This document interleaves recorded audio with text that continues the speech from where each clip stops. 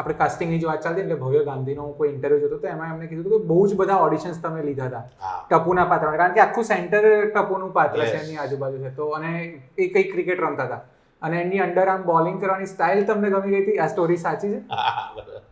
તો કોને આખી ઘટના તમે? અમારો ક્રિકેટનો બી એપિસોડ એટલે એને નાખી આ સ્ટાઇલ બહુ સારી છે. ને પછી ટપુને બી શું અમારે થોડો મોર એનર્જેટિક ટપુ કારણ કે તારકભાઈનો ટપુડો એટલે તોફાની અને એક લોકોની આંખમાં ટપુડો એટલે બહુ મોટું કેરેક્ટર હતું કે મામ તોફાની, જેઠાલાલને હેરાન પરેશાન. સો ટપુ અમારા માટે બહુ ઇમ્પોર્ટન્ટ હતો.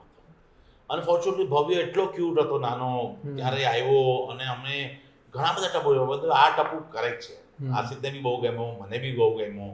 પછી એની બધી સ્ટાઇલો આપીને વાળ ઉડાડવાની સ્ટાઇલ આસિફ આપી એટલે બધું નાનું નાનું વર્ક થતું ગયું. પછી ઓલો સમય આવ્યો એનો ગોગી, એનો સગા માસીનો છોકરો છે, સોડીનો છોકરો, પછી એ થયો. પછી ગોલી છે એ તો મારા ફ્રેન્ડનો જ સન હતો, હિમાંશુનો. તો એ તો મને ખ્યાલ હતો મોટું અને એવો થોડો જોઈતો હતો ગઠિયો પટ્યો, હાથીનો ડોક્ટર હાથીનો સન. તો એ બેસી ગયો. પછી ઓલો અઝહર આવી ગયો, પિંકુ, એ એટલે બધું. તો આ મારે એક વસ્તુ પૂછવી છે કે પિંકુના મમ્મી પપ્પા કેમ નહીં બતાયા?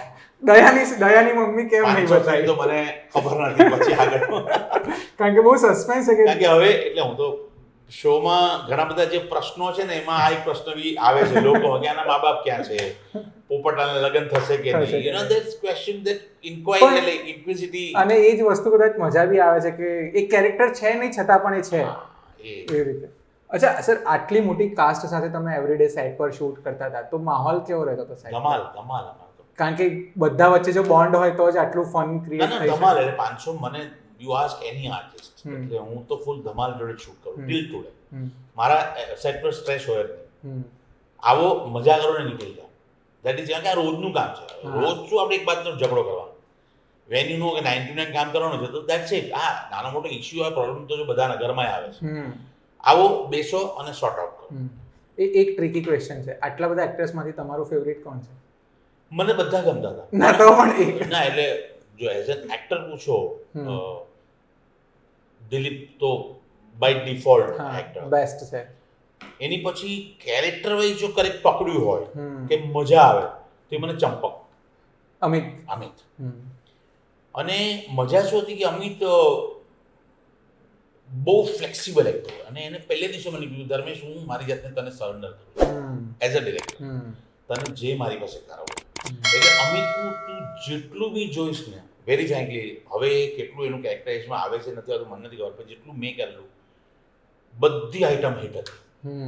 લાઈક બોલતા બાથરૂમ બહુ જવું, કારણ કે ડાયાબિટીસ પેશન્ટને બાથરૂમનું બહુ હોય, પણ એ નીકળ્યું કે મારો એક સીન હતો જેમાં અમિત હતો અને અમુક ડાયલોગ પછી એના આગળ ડાયલોગ જ નહોતા સીનમાં. તો મેં આને કેટલી વાર ઊભો રાખો કારણ વગર, સીનનો એન્ડમાં પણ નહોતો. તો મને એકદમ ઈચ્છા હતી, મેં કીધું અમિત તું એકદમ બાથરૂમ લાગ્યું એમ તને ભાગી જા, ઇમ્પ્રોવ. ને પછી એ વસ્તુ હિટ થઈ ગઈ. ક્યારે બી વચ્ચેથી અમિત તું કને ભાગી જાય. સો એ બધા જે નાના નાના નુઆન્સીસ હતા એ બધા બહુ હતા. પછી અમિતને અમારો ગણપતિનો સીન હતો તો બધા ડાન્સ કરતા હોય તો અમિત વોઝ ડાન્સિંગ પ્રોપરલી. મેં કીધું અમિત તું પ્રોપર ડાન્સ કરશે એમાં હ્યુમર નથી. સો એને તમે જો તો બેસુરો એનો સુર વયો જાય ને પછી એનો હાથ આવે, રમતા પડી જાય ગાર્ડનમાં. એ તો બહુ ટ્રેન્ડમાં ડાન્સ થઈ ગયો છે આજકાલ તો. એક્ઝેક્ટલી. પછી એક દિવસ અમારો નવરાત્રિનો સીન હતો ને બધા ગરબા રમતા હતા અને ગરબા રમતા અચાનક દિશા એના ફોર્મમાં આવીને થોડી રાઉન્ડની બહાર નીકળી, થોડી બહાર વહી ગઈ. એટલે મેં કીધું કટ. દિશા કે સોરી મને ધ્યાન નહીં. મેં કીધું નહીં હવે આપણે આને હજી એનહાન્સ કરીએ. મેં કીધું તું પાછું રીટેક કર્યું. મેં કીધું હવે તું ગેટની બહાર નીકળી ગયા, સોસાયટીની બહાર રાખી. અચ્છા, એ દિલીપ એની પાછળ C that all small things.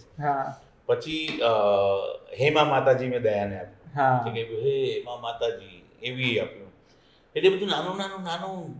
એટલે કેવું છે કે દિશા વાકાણી જ્યારે ફોન દબાવે બહુ જોરથી દબાવે અને તમે આપણી આજુબાજુ ઓબ્ઝર્વ કરીએ ને તો જે હાઉસવાઇફ છે એ એટલું જ જોરથી પ્રેસ કરતા હોય તો એ ઝીણું ઓબ્ઝર્વેશન જોવાની મજા આવે.